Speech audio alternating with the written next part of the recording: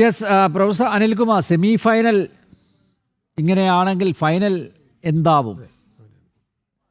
എനിക്ക് ഇവിടെ professor Jayaprasad sir പറഞ്ഞതിനോടും അതുപോലെ തന്നെ പത്മനാഭ സാർ പറഞ്ഞതിനോടും ഒക്കെ ചില പ്രധാനപ്പെട്ട നിരീക്ഷണങ്ങൾ പങ്കുവെക്കാനുണ്ട്, അതിനോടൊപ്പം ചേർത്ത് വെച്ചുകൊണ്ട് അത് പറഞ്ഞുകൊണ്ട് നമുക്ക് പോകാം. കാരണം ജയപ്രസാദ് സാറും പത്മനാഭ സാറും പറഞ്ഞ ഒരു കൺവേർജിങ് ആയിട്ടുള്ള ഒരു ആസ്പെക്ട് എന്ന് പറഞ്ഞാൽ, അല്ലെങ്കിൽ രണ്ടുപേരും ഒരുപോലെ വരുന്ന ചില വിശകലനങ്ങൾ എന്ന് പറഞ്ഞാൽ, ഈ ജാതി രാഷ്ട്രീയവും അതിനോടൊപ്പം നടക്കുന്ന രാഷ്ട്രീയ ധ്രുവീകരണവുമാണ്. നമ്മൾ മനസ്സിലാക്കുന്ന അല്ലെങ്കിൽ അതിനെ അങ്ങനെ കോമൺ ആയിട്ട് കാണാൻ കഴിയുന്ന ഒരു പ്രത്യേകത അല്ല കേരളം. അത് കോമൺ എന്ന് ഞാൻ പറയുന്നത് എല്ലാ ജനവിഭാഗങ്ങളുടെ ഇടയിൽ നിന്നും ഒരുപോലെ അല്ല ഇത് പ്രവർത്തിക്കുന്നത് എന്നുള്ളത് കൊണ്ടാണ്. അതാണ് ഞാൻ ഉദ്ദേശിക്കുന്നത്. കാരണം ഒരു രാഷ്ട്രീയ പ്രസ്ഥാനത്തെ സംബന്ധിച്ചിടത്തോളം മൂന്ന് തരത്തിലുള്ള വിശകലനങ്ങളാണ് ഈ രാഷ്ട്രീയ വോട്ടുകളാണ്, അല്ലെങ്കിൽ ഒരു ബേസ്, ഒരു പാർട്ടിയുടെ അടിസ്ഥാനം എടുത്ത് നോക്കിയാൽ മൂന്ന് തരത്തിലാണ് അവിടെ വോട്ടുകൾ വന്നു ചേരുന്നത്. ഒന്ന്, അത് സാമൂഹ്യപരമായി സംഘടിപ്പിക്കുന്ന വോട്ട്. മറ്റൊന്ന് രാഷ്ട്രീയപരമായും, മറ്റൊന്ന് സാമ്പത്തികവും ജാതിയും ബാക്കിയുള്ള ഘടകങ്ങളും എല്ലാം കൂടെ ചേർന്ന് വരുന്ന വോട്ടുകളാണ്. ഇങ്ങനെയുള്ള സോഷ്യൽ ബേസിനെ നമ്മൾ മൊത്തമായിട്ട് എടുത്ത് പരിശോധിച്ചാൽ മുസ്ലിം ജനവിഭാഗങ്ങളുടെ ഇടയിലും അതുപോലെ തന്നെ ക്രിസ്ത്യൻ ജനവിഭാഗങ്ങളുടെ ഇടയിലും ഇത് വളരെ നേരിട്ട് പറയുന്നതിന് ഒരു മടിയും നമ്മൾ കാണിക്കേണ്ട കാര്യമില്ല. അവിടെ പുരോഹിത വർഗം ചെലുത്തുന്ന സ്വാധീനം വളരെ വലുതാണ് അവിടെയുള്ള ജനവിഭാഗങ്ങളുടെ ഇടയിൽ. അത് നമുക്ക് എല്ലാവർക്കും അറിയാവുന്ന ഒരു കാര്യമാണ്. അവർക്ക് കൃത്യമായി ഏറെക്കുറെ അവിടുത്തെ വോട്ട് ബാങ്കുകളെ സ്വാധീനിക്കാൻ കഴിയുമെന്നുള്ളത് വളരെ പരസ്യമായിട്ട് എല്ലാവർക്കും അറിയാവുന്ന ഒരു കാര്യമാണ്. അതുപോലെ അല്ല ഹിന്ദു ജനവിഭാഗങ്ങളുടെ ഇടയിലെ വോട്ടുകളെ സ്വാധീനിക്കാൻ കഴിയുക എന്നുള്ളത് നമ്മൾ മനസ്സിലാക്കണം. അതുകൊണ്ട് തന്നെ ഈ NSSനെ SNDP പോലുള്ള ഹിന്ദു സംഘടനകൾക്ക് നൽകുന്ന, അതിപ്പം ഇടതുപക്ഷത്തിനായാലും BJPക്ക് ആയാലും കോൺഗ്രസിനായാലും ഇതിനൊക്കെ കൊടുക്കുന്ന അമിതമായ പ്രാധാന്യം നമ്മൾ അവസാനിപ്പിച്ചെടുത്ത് റോഡിൽ കളയേണ്ടുന്ന സമയം കഴിഞ്ഞു എന്നാണ് എനിക്ക് പറയാനുള്ളത്. കാരണം ഇവിടെയൊക്കെ മുമ്പത്തെയൊക്കെ ചരിത്രം എടുത്ത് പരിശോധിച്ചാൽ NSS ഒക്കെ ആരൊക്കെ ജയിക്കുമെന്ന് പറഞ്ഞിട്ടുണ്ട്, അവരൊക്കെ തോറ്റിട്ടുണ്ട്. SNDP ആരൊക്കെ ജയിക്കുമെന്ന് പറഞ്ഞിട്ടുണ്ട്, അവരൊക്കെ തോറ്റിട്ടുണ്ട്. ആരൊക്കെ തോക്കുമെന്ന് പറഞ്ഞാൽ അവരൊക്കെ ജയിക്കുകയും ചെയ്തിട്ടുണ്ട്. അതുകൊണ്ട് ഇത്തരത്തിലുള്ള സംഘടനകൾ പലപ്പോഴും നടത്തുന്ന സ്വാധീനം കേവലമായ ചില സ്വാധീനങ്ങൾക്ക് അപ്പുറത്തേക്ക് ആഴത്തിൽ ഒരുപക്ഷെ ഹിന്ദു ജനവിഭാഗത്തിന്റെ ഇടയ്ക്ക് അവരുടെ വോട്ട് രാഷ്ട്രീയത്തിലുള്ള സ്വാധീനം ചെലുത്തും എന്ന് ഞാൻ കരുതുന്നില്ല. ഇതാണ് എന്റെ ഒരു നിരീക്ഷണം.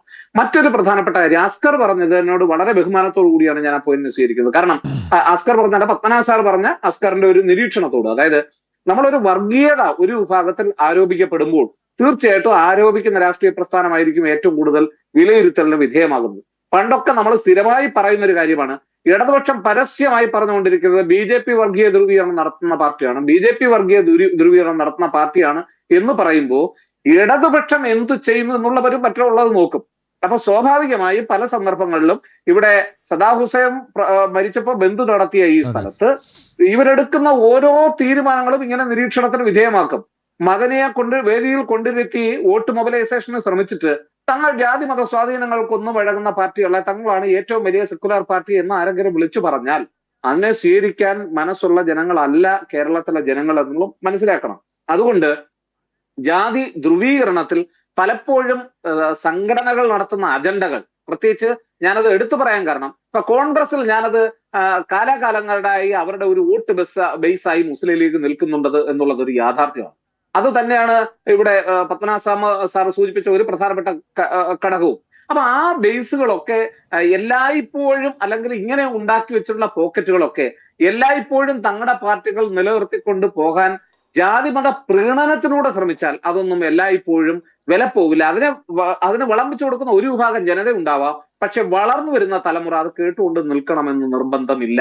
അതുകൊണ്ട് തന്നെ അവരൊക്കെ നോക്കുന്നത് തങ്ങൾക്ക് ജോലിയുണ്ടോ, തങ്ങൾക്ക് തൊഴിൽ സ്ഥിരതയുണ്ടോ, തങ്ങൾക്ക് വിദ്യാഭ്യാസം നൽകുന്ന സർക്കാരാണോ, അതിന് രാഷ്ട്രീയത്തിന് ഉപരിയായി ഇവിടെ വികസനം കൊണ്ടുവരുമോ, ഇവിടെ തങ്ങൾക്ക് എത്രത്തോളം തൊഴിൽ മേഖലകളിൽ ഇതൊക്കെ ലഭ്യമാകുന്നുണ്ട്, എത്രത്തോളം അഴിമതി ഇവിടെ ഉണ്ട്, എങ്ങനെയാണ് രാഷ്ട്രീയ നേതാക്കന്മാർ തങ്ങളോട് പെരുമാറുന്നത്. അപ്പൊ മോദി ഒരു ലോക നേതാവ് എന്നുള്ള തരത്തിൽ വളർന്നത് എന്തുകൊണ്ടാണ്?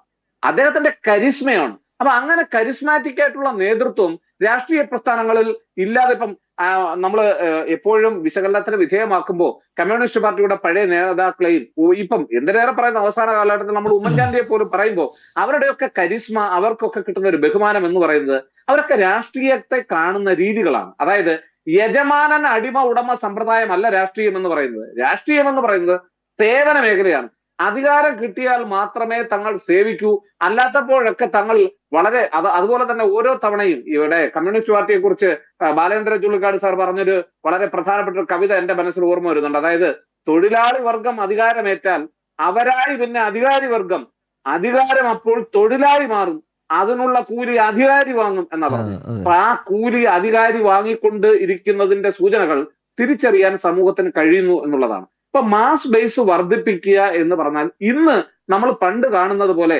ജനങ്ങളോട് പോയി സംവദിച്ച് അവരുടെ കൂടെ ഇരുന്ന് ചായ കുടിച്ച് തോളിൽ കൈയിട്ട് കുറച്ചേറെ വർത്തമാനം പറഞ്ഞ് ഇപ്പുറത്തോട്ട് മാറിയിട്ട് അവരെ തള്ളി പറഞ്ഞാൽ അത് മാസ് ബേസ് വർദ്ധിപ്പിക്കുന്ന ഒരു സംവിധാനമാണെന്ന് കരുതരുത്. ഇതൊന്നും ഇല്ലാതെയും രാഷ്ട്രീയം വർക്ക് ചെയ്യുന്നുണ്ട്.